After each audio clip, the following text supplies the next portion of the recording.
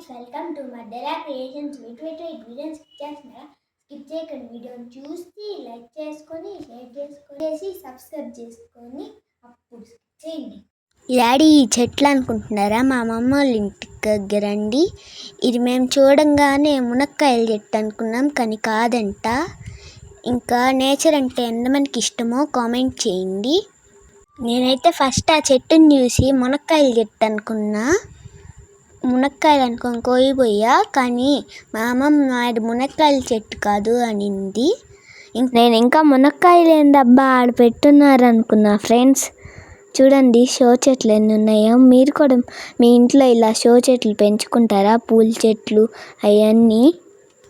మీరు ఎక్కువ చెట్లు నాటండి. ఎక్కడైనా ఖాళీ స్థలంలో ఉన్న ఒక చెట్టు అయినా. మా అమ్మమ్మ కృష్ణుని పెట్టింది.